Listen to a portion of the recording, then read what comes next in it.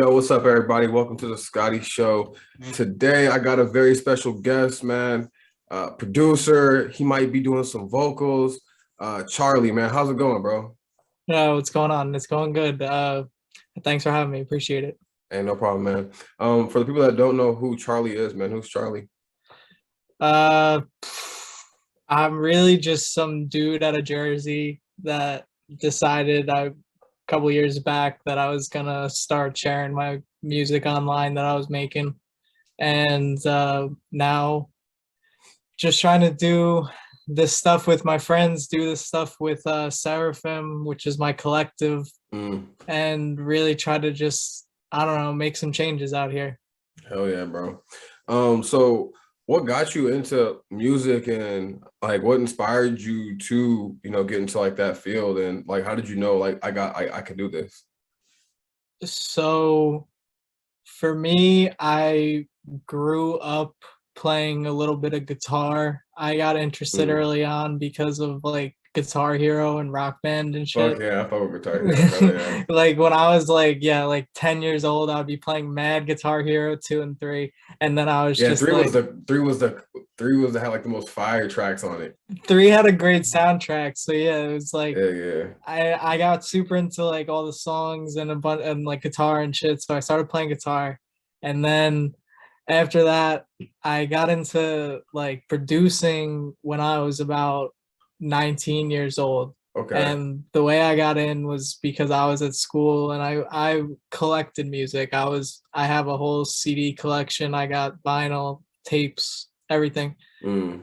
And I just listened to a ton, and I would always talk to my friends and be like, yo, wouldn't this be a cool idea? Wouldn't this be a cool idea? Yeah, yeah. So I got my one friend Simus, and he one day is just like, bro, I got FL Studio. I'm just putting it on your computer. And I was like, Oh okay. shit. Free I FL was, Studio, you can't even beat that. yeah, I know. I was just like, I mean, I'm not gonna, I was like, I mean, if you're gonna put it on, just let me play with it. And then after I started playing with it, I actually am one of the only people I know that did not watch any videos or anything. I did not watch a single tutorial. I just kind of like brute force that shit. I feel like back then, like FL Studio was so easy to like navigate. Like now it's like super like all these new ways to like record. Like it Yeah. wasn't like back when like I was like 19, 18. The shit was so easy. I didn't look at no tutorial either. Like I Do you just know which version you were using? I don't know what version I was using. It was just on my homie laptop, and I was like, "Yo, I'm about to start rapping." And like, I started recording myself, and like the interface was so easy. And then when the update came, I was like, "Yo, what the fuck is this?" Like, I didn't know how to work that shit anymore. I was like, you know what, fuck it. I knew how to put the auto tune on everything. And then Yeah. now I was just like, I'm like, yo, this is too difficult. I'm just leaving to the experts.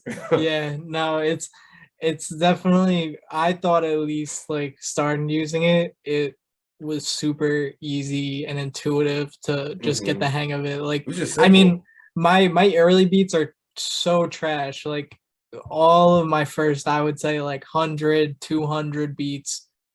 I don't think anybody would want to hear them. I would never play them for like no artist or anything like that. Yeah. But I just kind of brute forced it. Like I wasn't sharing anything online at this point either. I didn't have a presence online or anything. I was just doing this like I was in school at the time, so I was Hmm. just doing it for I was smoking a lot of weed, doing a lot of drugs, and at the time too many, and I've been sober off everything besides weed for What'd you like go to 4 school years for? now. I went to school for finance actually, Oh yeah. and I I don't feel know, like I'm not passionate about that shit. I mean, I was like 18 years yeah, old. I was like, what can I make money? Like, yeah, I was finance. like, and then I was like, all right, that sounds good. And I still don't really know what the hell I want to do with that shit at all. I mean, like, Mhm. I work because I don't live at home anymore. I'm 24 now. I live with my girlfriend who we've been dating for like over 4 years. Mhm. So we've been living together for the past like a little less than a year. Mhm. So I moved out. So after that, I was like, all right, I really need one like a real job. So But yeah, I that's, just yeah, started. you gotta do Yeah. that shit though. Like, and shit, you gotta like you fucking gotta like grind and like as a, like with the music grind, you gotta fucking work the regular job and shit from here, like until shit pops off. Some motherfuckers think that you could just that you can just like, get by, but like as like time passes, you get older, and you don't want to Yeah. be that motherfucker that, like, you know what I'm saying? You just don't want to be that guy at the end of the day. Yeah. But yeah, I respect artists that, that are working and still doing music, because it takes so much energy to go to an 8-hour job and then get into your passion. Because most people, they just work the 8-hour job and go home and watch TV, eat some fucking chips, and like that'd be their day. You know what I'm saying? Yeah. Yeah. But it's like it's got like good and bad, because like it's good because it's like my escape. Like my music world is like I get to, when I come back from work, I'm like, all right, let me talk to my friends, let me make my music, let me just Hmm. chat about the like shit that I can't chat with people about during the workday and stuff like that. Yeah. The downside though is like, I don't know, like I wish I could just give this music stuff my 100%. It sucks a lot of times when I'm sitting there at my job and I'm just like, man, I wish I could just be, not doing Doing. this shit right now. And Hmm. that's what's the challenging part that people don't realize with I think a lot of people, like when I was a student, I had all the time in the world, and I thought being even like a student was like, oh man, I'm a student and doing music, like this shit is like I'm doing this shit for real. But then when you have a full-time job and you're doing the music shit, it's a whole nother level. Like Yeah. it takes a lot out of you doing that job shit week in and week out. So I really respect everybody out there who's a student doing this shit. I respect the fuck out of everybody out there who's working and doing this shit, because it definitely is a hard balance in that, and it takes like getting used to. Now I'm more used to it. Like it's something I look forward to at the end of every day. It's like I get to hop into Mm. that whole world and like get to like really like feel like I be myself and everything like that. Yeah. And like a lot of like artists, like they try to portray that they're not like working a regular job, like they're living like the rapper lifestyle. And I'm like, bro, like just drop down Yeah, like the like veil, like drop the veil down, bro. either, yeah, like the Airbnbs, the pictures where nobody's looking and stuff, like it's Hmm. all just like, I don't know, it's either just people trying to bite what rich people are doing, or it's just rich kids playing rich. Like Yeah, it's just, yeah, so I don't know, all that stuff you just kind of, I ignore all that stuff. yeah, yeah. It's all just noise at this point. How did you get into like the collect? So this is the collective that you started, Yeah. and like how did you come up with the name and everything? So I started this with my friend Jamie, who's yeah okay, who Hmm. you talked to, I'm pretty Yeah, sure. yeah, yeah. And so Jamie and I started this last, like in the summer. We just had an idea because we were kind of coming up in like whole underground music shit, like a little bit in this side of whatever the hell this is. Hmm. And we were like, I was already in a collective, and I still am, called Club Vortex 27. Uh-huh. And but Jamie actually was in one that's with some people called Spider. Mm. But neither of us were super active in either of them. So we were like, we kind of just got together and we were like, what if we just got some of our friends and just took, people that like, because we have enough sort like talent around us. We were like, Mm. what if we just like kind of took our friends, took together like the talent that we could that would actually mesh, you know what I mean? Like, because Yeah, a lot yeah. of these collectives out here, it's not really built on friendship, it's built on just this music shit. And Hey, look, I just want to piggyback on top of that, bro. Like, there's lots of music collectives that like they're just in it not for like the companionship and the friendship and like the grind. They're in there because they think that, oh, if this person blows up, it's a like pedestal. yeah, it's a pedestal thing. Like it's like it's not really built on loyalty. It's built on what can you do for me. You know what I'm Yeah, saying? exactly. It's a pedestal kind of game, and that's, I can kind of get into all of that about music in general. A lot of people just view other artists as pedestals to get to other artists. Like Hmm. I want to say I worked with this person so I could get to this person, or I want to say I worked with this person, so Yeah, everybody has their reasons. And that's where a lot of these collectives, in my opinion, you see them, a lot of them lose steam, bro. They or a lose lot of them, steam. They all break up. People talking shit about each other. yeah, like All types of weirdo shit. a Like, lot of a lot of shit will go down with with these collectives, that I would just watch and be like, all right, the way you fix this is if you were just actually friends with one another yeah, like if first y'all off. if y'all, if y'all's actually fucking with each other, because like I would see motherfuckers in collectives. I ain't gonna name no names, but like they would talk, like one person would be talking shit about the other people in the collective on Twitter and shit like that. And then next thing you know, like they're posting on Instagram, like, yo, these are my bros and shit like that. I'm like, bro, this is the fakest shit ever. Like, you guys are not a collective. Like, y'all just living in a house sharing rent. Like, that's how I look at that shit. Yeah, and that's what a lot of these relationships online come down to, people being very superficial about them, because at the end of the day, they're online. So like people see this online stuff as like it's so serious, but then it's not serious at the same time whenever it's convenient. So you have to find those people that are actually people that you could build a real relationship with. And then from there, me and Jamie just felt we had enough people around us where we were like, all right, why don't we just gang everybody together and just, have a place where we could all share whatever we want, make good music, just talk about anything that's bothering us. Like, nothing to worry about in terms of people being weird. Like, it's just a place that artists can be themselves freely, because that's kind of what I wanted for myself coming into this whole thing. Like, I had a very idealistic view of how music was going to be. I was going to be like, oh, I'm expressing myself, I'm going to meet a bunch of people who are like down to connect and express themselves. But they like, really not. Nah, it's really not like that. I learned that too. And like, then that's why I'm like, you know what, I'm just like, I just want to, number one, like, that's why I created this platform. Like, number one, I just want to talk to the artists. I want to get to know them, and like, obviously give them my platform. But like, that's why, like I told you before, like in the DMs, like, I don't have a script for this. I just have like a natural, like, taking shots of vodka, just chilling, talking to you, like if I was like in a bar type shit, and like we just chopping it up about music.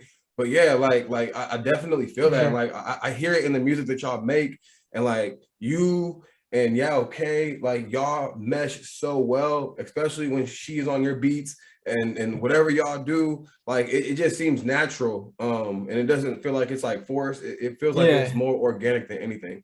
And shout out to Beardex for joining our group too. Beardex is in Seraphim now too, which is cool. Shout out Beardex. That's a fire addition to, like, definitely.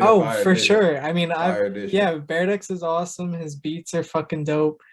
Jamie too, like, I think the chemistry that me and Jamie have is really cool, because we actually like are from the same area back in Jersey. So we knew each other before we got into this music shit. Like growing up type shit, or like not growing up, but like it's like we grew up in towns that were next to each other, and my girlfriend now, who I'm still with, was in like similar friend groups in high school and everything. So I had met Jamie prior to us even like meeting in the music shit.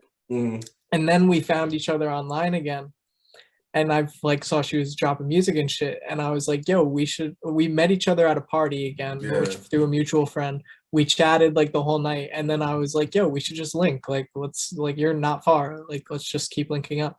And then we just kept chatting, and then it's really cool because her style is a lot different than mine. She's a lot more like hyper pop. She's a lot more like, she's still a rapper, but she's got that more like, she got that hyper pop edge. Yeah, she got that more upbeat style of hers. And then I'm much more just like cloud rapper, just regular rap producer, that most of my beats are either just cloud rap type stuff, trap stuff, or even just random little pop things that I make for people. So our styles are very different, and it works out super well that we have such a good connection, because it allows us to bring these two sides together and kind of get all these different sides of different sounds and really collaborate, which is what Seraphim, I think, is the biggest strength. Is we're not pocketed into one hole by any means. If anything, all of the artists in Seraphim have a distinct sound that they all go for, and Seraphim is just a place where you can kind of have like a marketplace among these common ground musicians, where it's just I definitely feel you on that. Like, and another reason why I like covering like new artists and stuff like that is because like y'all are underground, but like y'all are like y'all own like different like sound, because you got like the street rappers, you got the hyper pop artists, and then you got the backpack rappers, and I feel like y'all like y'all own thing. Okay, does like have like that hyper pop sound to her, but it's still got a little Cardi, like a little Uzi, she raps. Like that's what I'm saying. Raps. Like it has like that little Cardi like like twist to it. So like when I'm listening to it, it kind of sounds like hyper pop, but I'm like, this isn't hyper pop. Like I don't know, like I can't like really pinpoint like Yeah, the sound. Like it's hard for me to like pinpoint the sound, and I'm like, okay, this is different. Like y'all whole like thing is different, and I just like fuck with like how and even though you claim that like you say you're a cloud like producer thing like that, I don't even look at you like that. I feel like you're doing something different too. You know what I'm saying? Like thanks. don't I'm saying like don't box yourself, bro, because like Yeah, I people try not to. I don't really don't have a box box. yourself, bro. I don't have a box I put myself in. I mean, especially after like so I did a tape with RXK Nephew back in November, and he is one of my favorite rappers in the underground right now. And that was like a huge chance for me to be like step back and be like, all right, like what do I want to send this dude like as a showcase of my own style, like these beats. And that really like got me to thinking like I do not have a style. I mean, I have a song on there that the song that did the most well was called iCarly Cell, and that beat is not anything that's in a trend or anything like that. I'm sampling classical music in that song. It's just a hard beat with some classical sample, and I mean it's cool that we get to do different stuff and we're not boxed in, but there is like pros and cons, like because this music shit right now, especially on the hyperpop side of things, is very much like you got to play the game to get up the ladder. And you're seeing a lot of people come in and playing the game and getting up the ladder in terms of the trying to get on the hyperpop playlist, trying to get on the digicore playlist, trying to get on these easy avenues that people see now that are algorithmically made up.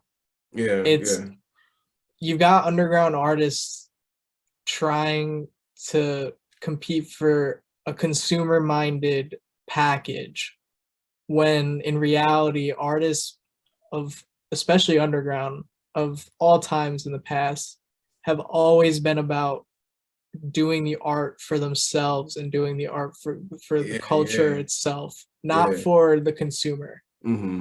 But the internet age now in playlisting has kind of destroyed a lot of chance for legitimate hype and now only allows people to blow up through very specific avenues. And that's how you have like that Machine Gun Kelly shit, and like all like you got artists that don't originally make like that certain type of music, and they're only making it just so they can get fan bases and stuff like that. Like there are artists that like try to do like that Lil Peep sound that don't make that, they don't originally make that music, but they're making it because, oh, I can capitalize on it. I don't really like fuck with like, the cult that culture. Cause like all different, like, like the hyper pop, that's a separate culture. Like hip hop, like separate culture, rap, separate culture. Like, these are all like trap music and all that stuff.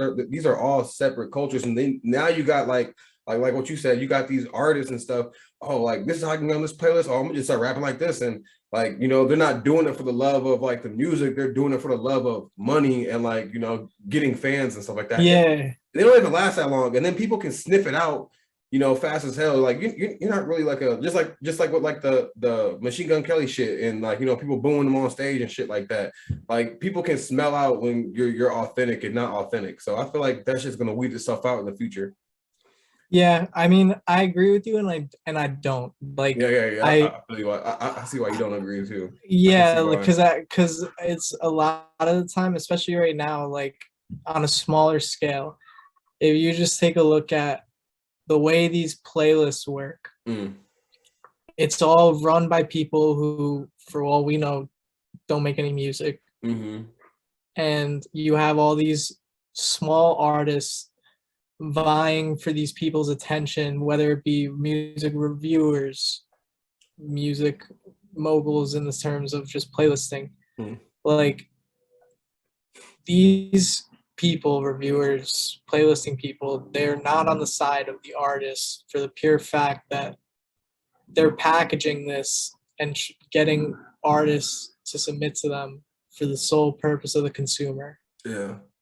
And when you have that, the artist then is not doing this for the art anymore. They're not doing it for themselves. They're trying to, and Please also the on top of lords. it, yeah, they're trying to please the algorithmic lords. And on top of it, it's exhausting. Like Yeah. it's too much. It's too much output for what was supposed to be the normal for underground artists. I think There's that shit should all be a crime. Like if you're running playlists and like it's like with the whole Tory so like the Tory Lanez and Meg Thee Stallion situation. So whoever I forgot his name, but he's on one of the like major radio like stations. I don't know if it's like Shade 45 or something like that, but he was on Meg Thee Stallion's side and he wasn't fucking with Tory Lanez. And this dude was running the Apple Music playlist. And so since he didn't fuck with Tory Lanez, he didn't put him on the Apple Music playlist because Meg Thee Stallion wasn't fucking with Tory Lanez. And therefore he was like, yo, I'm just not gonna put you on the playlist, on the Apple Music playlist. And I'm like, that should be a fucking crime. Because like you're playing, number one, you're playing politics and you're playing with someone's money and you're not giving what the fans want. If the fans are fucking with Tory Lanez, put them on the fucking playlist. It's not about what you want, it's about what the fans want at the end of the day. the Like, playlist thing in general just is, as a whole, artists should try to ignore it rather than feed into it. It's the yeah. only way that they can actually get any power back, because you have people just vying for playlists and then consumers won't go past just consuming playlists Yeah. for their music consumption. Yeah, I don't believe in playlists, bro. Fuck all that shit. Yeah, I don't. I listen to albums. I have one playlist that I made that I put I out. fuck a personal playlist, but like a playlist for like an algorithm for millions of other people to listen to, fuck that shit. Yeah, no, it's those big playlists are killing what is the main spirit of this thing, and it's something I could go on for a very long time, because it's something I'm pretty passionate about. And that's what I think, going back to your original question about Seraphim and why me and Jamie are able to do. Mm-hmm. This is what we're trying to change. We're trying to not have to feed into all these higher powers that be, because at the end of the day, you don't want to just have to blow up because you talked to the right person, you got on the right playlist, you got on the right. You want that At the fan end, base. yeah. At the end of the day, you want, you organic want fan base. real people. Like Mm-hmm. at the end of the day, so I think with Seraphim, we're just trying to gather as many different kinds of artists as we can, so we could try to make a name for ourselves in a different type of way. I also feel like that's just being exposed because now you're seeing these artists' album sales like Coi Leray. Like I fuck with her and she was talking about how her album was gonna sell 1 million. The shit sold 11K. You know what I'm saying? Like just because you're popping on the internet and you're popping on these playlists don't mean that like people actually fuck with you. And I don't know if it's considered a play. Like let's just say is it considered a play if someone if you're on a playlist and then someone hears your song for like 2 seconds and they skip? Is that considered a play? Like I have no idea. Is that considered a stream? Honestly. Like, that's what I'm saying. Like I don't know how like that shit works. I don't know how many people are like skipping past these artist songs and they're counting it as plays. And these music labels are buying albums for the artists. Like they're buying the albums. It's my girlfriend in the back. Sorry. Okay, it's blurry. You all, I couldn't even. We all good. But another question I got, like, how was it like growing up in New Jersey? Like how was it? Jersey was like a pretty average place to grow up. I mean, I grew up in like suburbs of Jersey. Okay. Like just straight middle class. Like around my whole neighborhood, every house looked the exact same. And it's just like kind of like that, like one of those movie type things, and from like the 50s that you see like those suburban neighborhoods. And it was good. I mean, like it was sheltered though. Like I was kind of, by the end of like high school, like I wanted to get it into New York. Like I was kind of like I felt like I was very just bored and boxed in there. And then I went to school right outside New York City, and my girlfriend lived in New York City going to school. So I spent a lot of time in the city, and then now I lived in Brooklyn. So growing up in Jersey was fine. I mean, you're not exposed to that much culture or anything. I mean, my family's Italian, and not musical and not tapped into anything. Like my dad listens to like 4 bands, so like I had to kind of find all this music shit on my own. Mm. So that's the one thing that I kind of really like wish I was different about Jersey, was if there was more of a like way to tap into the culture a little bit more musically, Mm-hmm. because the only city in New Jersey that has any type of music coming out of it is like Newark, and even then it's just like nothing crazy scene wise out of there. It's more Has just like the like you hear drill them. wave, has like the New York drill wave, has like that like came to like New Jersey at all? Like, Now Jersey's a lot of like, especially my local artists, like okay, like local hip hop artists around me are trash. Like okay. they're just like Drake ripoffs and just like Uh East Coast, like they're either like Drake ripoffs or like East Coast like 90s like boom bap hippity like hoppity type, right? Okay, okay. Yeah, yeah, yeah, yeah, yeah. yeah. I do fuck with the hardcore scene in my area though, and that whole side of things. Like I've got a Mm-hmm. lot of friends that are in the hardcore scene, and that are in like the shoegaze scene and things like that. Mm. And I go out to their shows all the time in Brooklyn when they're up here and support. And I'm really into supporting your local scene in that sense. Like Mm-hmm. whenever if you got bands that are from your area, if you've got like any shows that are in your area, you should 100% go out. Just go chat with the people in the band. Go chat with the people who are at the tables. Like it's it's the best way to make this music shit as real as possible, Yeah. because live Networking. shows, yeah, just live shows in general. I mean, like live shows and networking are the only way like that this music shit really materializes itself. Mm-hmm. Like because I would go to live shows constantly when I was in school for artists that I was always like all my favorite artists I've probably gotten to see at this point, except for like a handful over the years. And all I can say is that like that's the only times I feel like most tapped into this like underground shit, is when I'm like really there and you're really like experiencing like those the vibes of having a crowd all just there for the same reason. Mm-hmm. Everybody's just, that's the type of shit that makes this underground shit worth it. Because Yeah, yeah. you can't buy a ticket to that and go to a Barclays Center and feel that type of shit. Yeah, yeah, Like that's facts.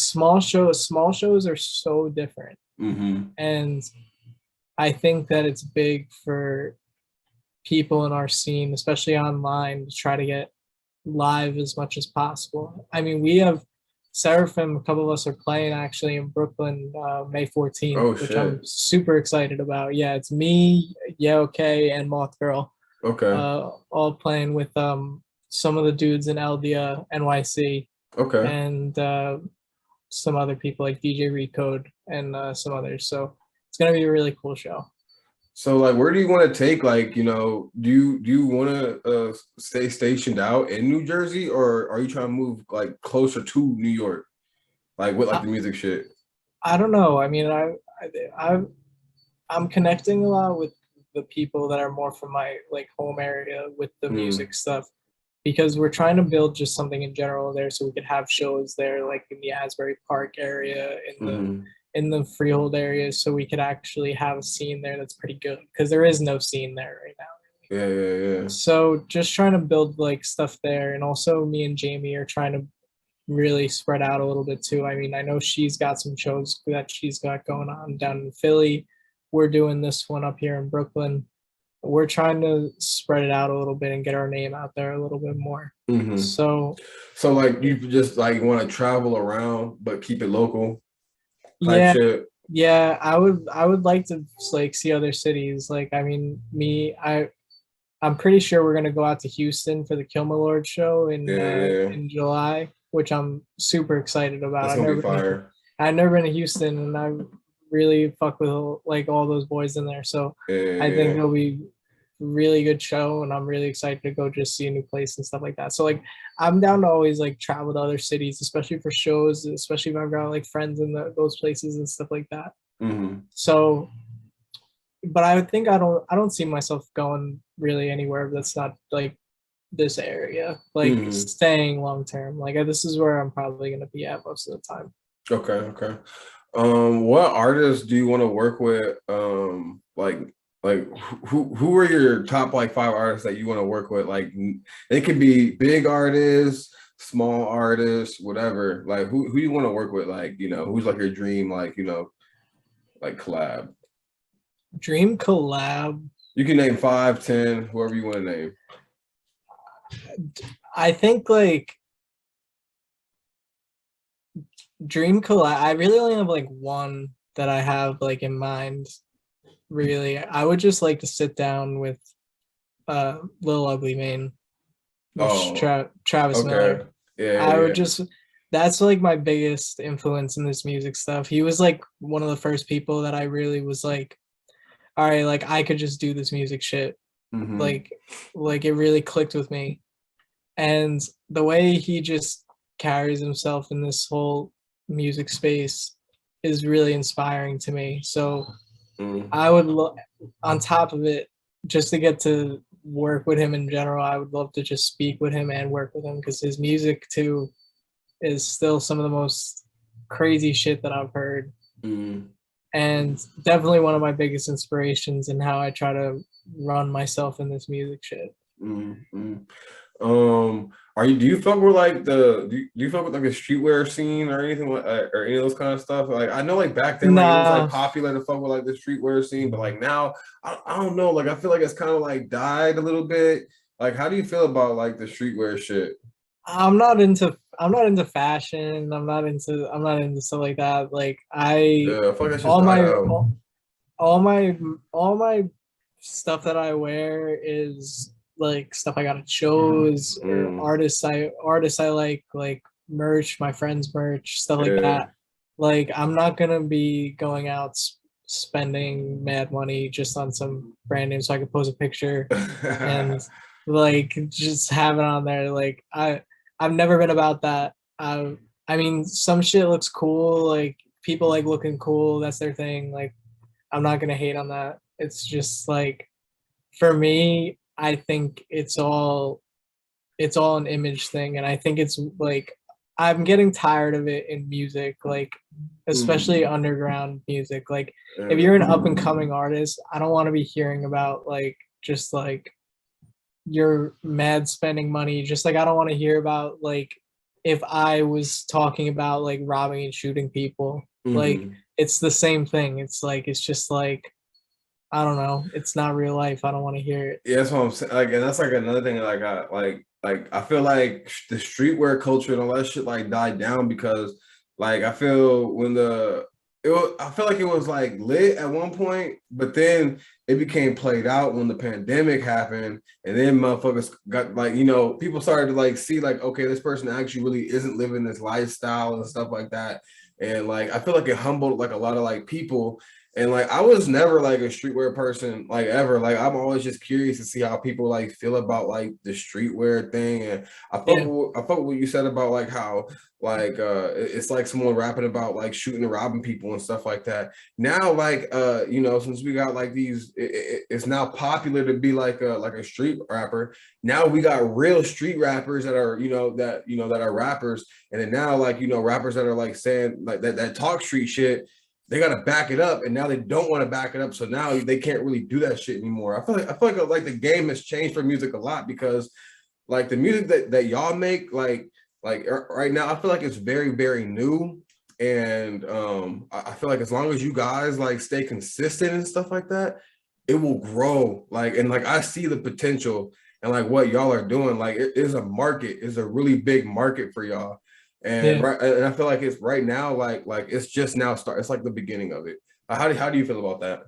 I definitely agree. I mean, I think right now we're just starting, and I think we're still in the baby stages of Mm, this whole internet music thing. I yeah, mean, yeah.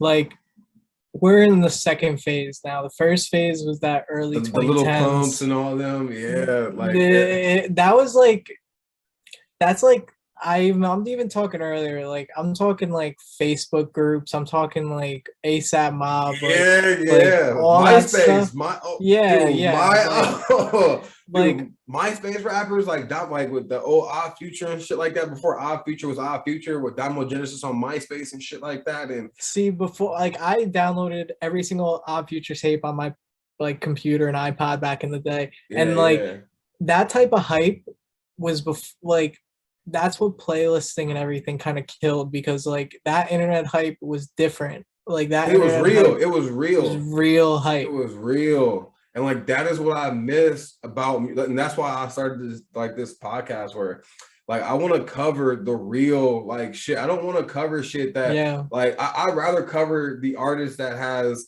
right now they may have like 300 followers on SoundCloud, or 400 or 600 or 1,000, but they got 1,000 organic listens. They're not being pushed through like some machine or some playlist, and Yeah, like they're getting a exactly. bunch of like I don't want to say fake listens because I don't know how these playlists work, but like they're getting a bunch of real interactions, a bunch of real followers and everything like that. And I rather cover those artists and those people because they have the organic following. And I kind of see like, and just having this conversation with you, what you just said was like perfect, like real, or like how it was all real. And like, I fuck with that so heavy, bro. Yeah. I'm sorry for cutting you off. No, that's fine. Like I think that's what's the most important thing that's like missing most from the underground music shit right now, is that organic, real hype. Mm-hmm. That's all gotten sniped away by playlisting. Like people just post stats and they're like, yo, look at this.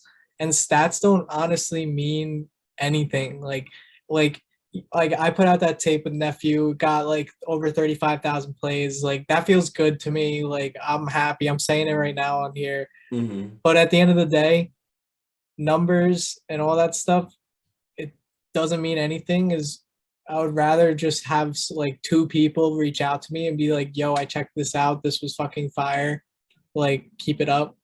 Yeah, yeah. And that's the thing at the end of the day, like you said, like these playlists, it's like you get these people who listen to your song, yeah, but then it's like you listen to your song, it's just like they're listening to it like it's like a piece of candy, like it's like a little thing, and they forget Mm-hmm. about it.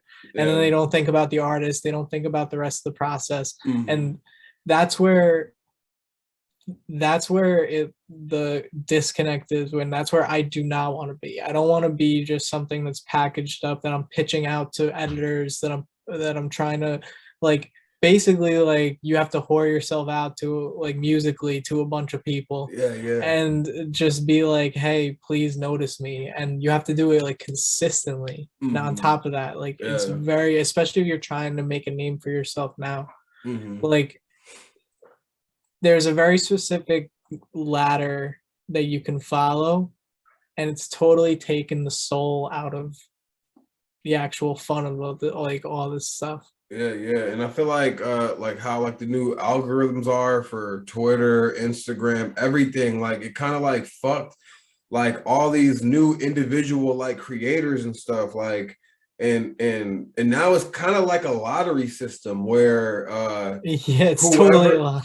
like whoever like posts something and it goes viral, because like I've posted like I post like me doing like stand up. I post like clips and stuff like that. I'll have one video that goes to the algorithm, it'll do 200 views, and then I'll have another video that goes to the algorithm, it'll get 4,000 views, and I'm like, this is like a lot. This is like a weird like lottery system, and I wish that like people could just look at content and like just view the content for what it is and not have to like. I wish things just didn't have to go through an algorithm. And I miss like the old Twitter algorithm. I miss all the older algorithms. But now since I think like the pandemic and all that stuff kind of changed it, because now we got things like misinformation and stuff like that, where now they crack down on even the creators. It not only fucked, like the independent creators, it fucked like a lot of other people that want to try something different and get noticed for it. Now it's even harder. The game, they try to I feel like they're trying to make the game harder, and they only want the voices to be given to the blue check mark motherfuckers. Yeah. Like, and they get to handpick whoever gets it. They get to handpick who does And what. it's all just how it works, is very corporate feeling. Even in underground music, which is like one of the worst feelings. Like I came into this very optimistic, like I said before, about just like, oh, I thought everybody would be wanting to just like express themselves, trying to get like as much like good in their lives as they could, kind of thing. Yeah. And it's really just about people acting like mad corporate at the end of the day, like Hyenas, especially bro. They crabs in a barrel, bro. And like I remember like when I first started like making music and shit like that. I remember I got my first 100K plays and like I was like, you know, I was like very like happy at that like one time, and then I realized I was like, bro, this shit don't need, like I lost my Twitter. I had like 13,000 followers and stuff like that. I was getting hella interactions and stuff like that. Twitter gave me back my Twitter, my old Twitter, and like, and I just didn't really care. Like, I was just like, this shit don't even really like matter at the end of the day. I was like, at the end of the day, I just love like, because back then when I was like 19, I was so focused on the numbers. I was focused on, you know, like, oh yeah, dude, like this is getting this and this is getting that. Like, I'm gonna just keep on like, you know, flexing and doing all this type of shit. And I realized I was like, I don't really give a fuck about the numbers. Maybe it was because I did like this crazy. I did like I had like a crazy like shroom trip, bro, and like and like, you know, that shit like, you know, kills the ego, bro. Like real shit. Like it killed my ego and everything. And like, you know what? I'm just like, I'm gonna make music, but I'm gonna also cover other artists and cover their music because I love music. I don't care like if my song, you know, gets like, you know, 20 plays or 1,000 plays or 100,000 plays now. I just want to make music and cover artists because I just love music, you know, at the end of the day. No, I feel you. And I think that's the best way to go about it. And I think that's what's like lost on a lot of people. Like there are like how-to videos on how to do everything. Like you can just like you can like you got how-to videos on how to make a song that can get on the hyperpop playlist. You got like how-to videos on how to make a what, they got a how to make a hyperpop song to go to a playlist? They've got how-tos on how to make yeet songs. You've got how-tos on how to make fucking like any type of thing that gets. I've never even seen that shit. That's crazy. Anything that gets hot, that will crazy. Like I was looking through Twitter the other day, and it's like I saw one song that dropped from some big hyperpop person that just popped up on my thing. Then like the next day, I see a how-to tutorial for that song, like how to produce a song like that. And I was like, you've got to be, I was like, there's literally how-tos on my Twitter feed for this stuff. And that type of stuff. That's weird. It's crazy. Like, it's like in art specifically, it's like there should never be a how-to with something with art. It's like, it should just be if you hear someone doing their thing, it's like, wow, that's sick. They're doing their thing. Not let me like decompress it so I could do the exact same thing. Like that's not how art should go. They create in factories right now. Like, all right, this is how I look at it. So like obviously they've been doing this for a very long time, but like in the 2016, like when Lil Peep and them motherfuckers died, then we started seeing the music industry and the labels create these artists and then push them out. When X and all them died, they're like that's when I started seeing it in real time. I'm like, are they creating these motherfuckers? I'm like, are they like creating these artists out of nowhere? Yeah, like and I started seeing like artists like Trippie Redd and shit like that. I don't know if Trippie Redd's an industry planner or whatever, but like that is when I started seeing them. As soon as Lil Peep and like all them like died out and like they died and they were gone. Like, well, everybody went emo after that.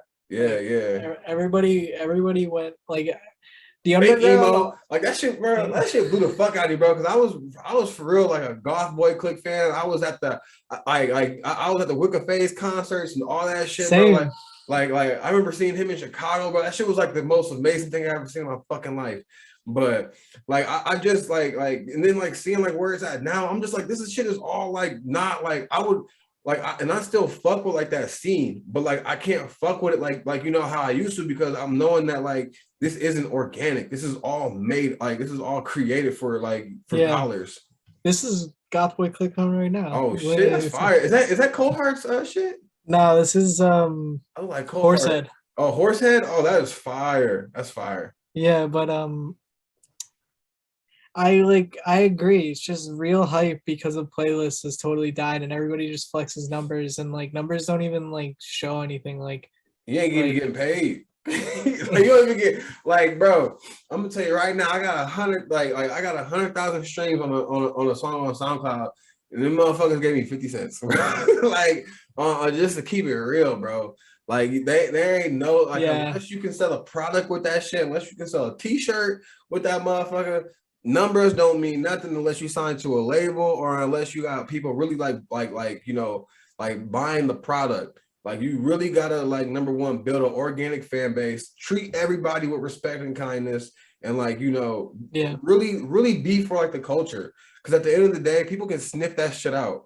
Especially like the fans, like real hardcore fans. Like they can people that are fans of music. I'm not talking about fans of like rap or hip hop. People that are just fans of music in general. They can tell like even if like I'm pretty sure you could tell like if a fake rapper was like you know rapping about like some I'm selling bricks and shit like that, you could probably tell if that motherfucker was lying or some shit like or if he's just bullshitting, you know what I'm saying? Yeah. Like you can just tell like and then you can tell if someone's really about that life, you know what I'm saying? And just like with like you know like the bands and stuff like that. Like I could tell like what bands is really like you know like grunge and like really like with like the mosh pit and shit, like with all that type of action and stuff, like and then you can tell the ones that are like Machine Gun Kelly, you know, like you can tell like who those kind of artists are. And no shade to Machine Gun Kelly, it's just that it's crazy that I'll throw shade at him it all was day. crazy. It was crazy that he was a rapper, but then now he want to be he want to you know he want to be a little and he's a weirdo on top of it. So yeah, he like, a weirdo, bro. He is a weirdo, bro. He's talking about fucking on what you call it when she was 16, bro. yeah, so like yeah, he's a weirdo on top of it. So yeah, he a if weirdo. fuck MGK, I'll go on the record and say Oh that. I yeah, don't okay, care. yeah, bro's a weirdo, bro. Like bro's a weirdo, man. Yeah. So who inspired you, you know, as a producer, artist? Like who are your inspirations? Like who are the people that you listen to, you know, that inspire like your sounds? Early Odd Future was like definitely the first thing that like made a connection in my brain. Like, all right, like I could just make beats because I Mm-hmm. would hear. I've like read up on them when I was like 13 and like just looking at all their shit and Yeah, just yeah, being like, this is just a bunch of kids. Like I was like, yeah. I could just like do this shit. So I would say first them, and then after that, it was Lil Ugly Mane was a big one because he made a whole hard ass rap project, produced it and vocals, and he's just some dude from Virginia, and like I that just kind of clicked to me like you can do whatever the fuck you want. You can build an organic fan base. You should do whatever the fuck you want. Yeah, Like it's yeah. like, and I saw like yeah, like his shit was so himself, and he has so many people like underground, like on the internet that really fucked with it, Mm-hmm. and that just clicked for me. I was like after that, and then for me, it's like the biggest producer that kind of influenced my sound probably was Nadarb because there was Dude, hell his beats go crazy. there would be hella California times girls, like California yeah world, like oh my god, like he had hella so many classics, bro. and he has hella beats that like I heard that like I would know what song he sampled and I would be like, yo, I could do that. Like I would just hear it and be like that's not shade on him at all. Like he made so many beautiful flips and I would hear them and be like, yo, like I could have like flipped out like that. Like and then I just thought of it. I would hear songs then like that I liked and I would be like, yo, let me flip it like the dog flips it. I would Yeah. flip it, I would hear it, it would be fire. And then I all of a sudden, like when I started sharing my shit online, I had a bunch of smaller artists that were just down to use my beats, and that shit like blew me away. Like that shit Mm. originally, like the first time that happened, I was like, whoa, because I was just making that shit for fun. Yeah, yeah. And that's where most of my beats are the best ones are those sample based ones. So I always fucked with producers who were sample based. Hell yeah. Do you take any inspiration from movies, TV shows, anime, or anything like that? Because like sometimes when I'm like writing music or if I'm like writing like stand-up comedy or anything like that, or if I'm like working on that kind of stuff, like I'll have like a movie playing in the background, but I'll have like the movie turned down, or like I'll have like an anime playing in the background, but I have like the volume turned down and like I just like the visuals of it. Are there any like movies or anything that like one of mine that like Yeah.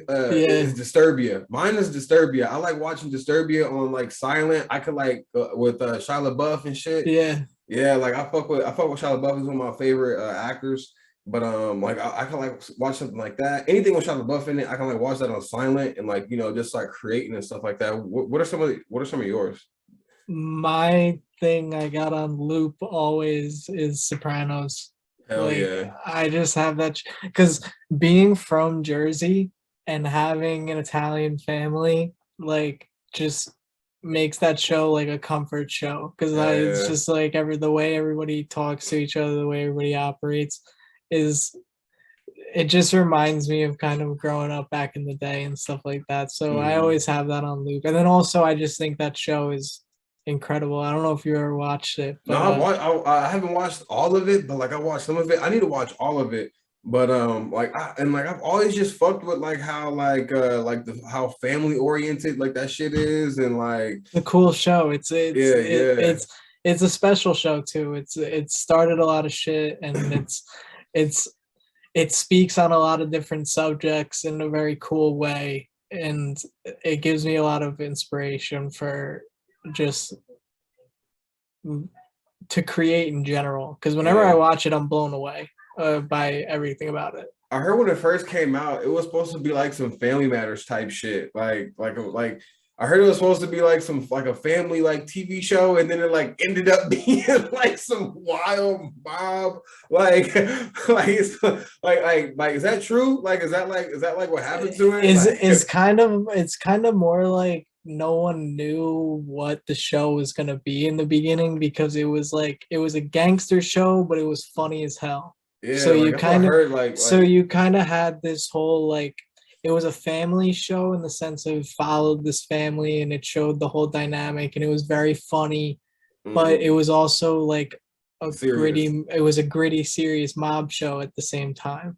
So you had a bunch of like different programmers shut it down because they were like we don't know what the hell this show is, and then HBO picked it up and then And they after it turned it started into taking some it, gangster shit. That's what I'm yeah, talking about. Let's go. Hell yeah.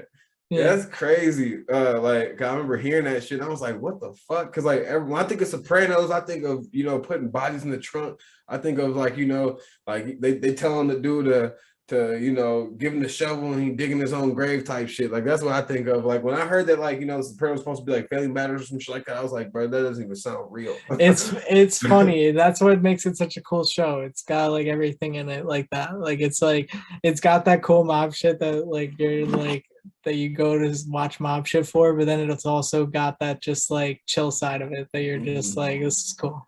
Hell yeah. Um, what do you like how do you see like the future for like music and stuff? Like where do you want to take it personally? Um, and do you want this to be like your full-time job? Would you want music to be your full-time job? Do you want to like do like an A&R? Like are there multiple different things that you like to do with music? Because like Mhm. I always have like this internal battle with myself where I'm just like I want to cover music, I want to make music, I want to find new artists, I want to consult with artists and tell them what new things they can be doing and stuff like that. And how do you like see like music for yourself in the future? At the Not end even of predicting, but like thoughts that go into your head. yeah, at the end of the day, I I think music is going in a direction that it hasn't gone in before, Mm, and I don't know how to feel about that. And personally, what I plan on doing with music is just trying to make myself as happy as possible. And mm, usually, how that comes is just focusing on it when I can and getting to chat with my friends and getting to make stuff with my friends and watch my friends release their stuff. And that's a great answer. that to me is all I really care about doing at the end of the day. Like Yeah. I just want to see my friends do their thing. I want to see me do my thing. And I don't really care how much control I have over the rest of it because at the end of the day, everybody's going to do what they want. Mm. And if artists are chasing this current way of how things are going and it continues to go that way, I'm just going to do my own thing. That's what I'm talking about, bro. Because if you keep on chasing the wave, you're gonna keep on chasing forever. And like that's what like I try to explain to a lot of artists. I'm like, keep on doing you and just be consistent. Don't be worried about what the algorithm is doing. Don't be worried about what all these other artists are doing. If you're doing your own thing, you can be ahead of the wave and not even know it. Yeah. You could be creating your own wave and motherfuckers gonna try to ride that shit. You Yeah. know what I'm saying? If you're steady trying to chase the wave, you're gonna be chasing it forever because you're just forever keeping up with Yeah. other For sure. people instead of keeping up with only yourself. You know No, what I'm yeah, for saying? sure. Yeah, yeah. I fuck with like what we just said. Like that's like the realest, like because like that's my first time even asking somebody like, you know, the type of question. And like that was like, you know, the realest like shit, you know, that someone could even say about that shit. Like, you know, like supporting their friends and just being happy with being able to do music. You know what I'm saying? Yeah, that's really at the end of the And day all I want with this stuff. yeah, man. What's some new stuff that people can look forward to? Seraphim tape coming soon. We added Beardex, we added some other members, and we've been working, and that shit's gonna come sooner than later. And it's gonna be, I think it's gonna change how people view collectives in the underground because it is gonna be different. Hell yeah. I It's fuck with gonna be that. different. Fuck with that, man. Is there anything that you would like to plug? Twitter, Instagram, YouTube, SoundCloud, whatever. Yeah, my socials are all Apt9Charlie. On SoundCloud, it's Apt9. You could check out my Spotify and stuff. I got a tape with RXK Nephew that I dropped in November that is worth checking out. And then keep an eye out for Seraphim. Follow 777 Seraphim 777 on Twitter, Instagram, and we're gonna be changing shit within the next year. I'm pretty sure about it. Hell yeah, man. I just want I like I said, man, I appreciate you for coming on my platform and you know, just being open and like, you know, sharing your thoughts about like music and stuff like that. I feel like you're a really great producer. I feel like you're creating something with this collective that's like I said, like it's just the beginning. And like what I want to like really like see out of y'all is just like being the like consistent. Like I want to see y'all like a year, 3 years, 4 years from now, still doing this shit and going hard with like, you know, obviously bigger fan bases and stuff like that and doing Yeah, more shit. Like and I'm telling you, the more consistent you are, bro, like the better off it's gonna be because like this is like I said, like you just want to be happy doing this shit, bro. So like I feel like, you know, this is something that you can really do and that you can really pull off. So as long as you're like consistent and shit like that, man, I feel like the sky's the limit for you and the whole collective, man. thank you. Really appreciate that. Really And appreciate that. hey, no problem, G. This is the Scottie Show, Apt9Charlie, bro. Thanks for pulling up, man. I appreciate you, bro. No, appreciate you having me. This was blessed. All right, man.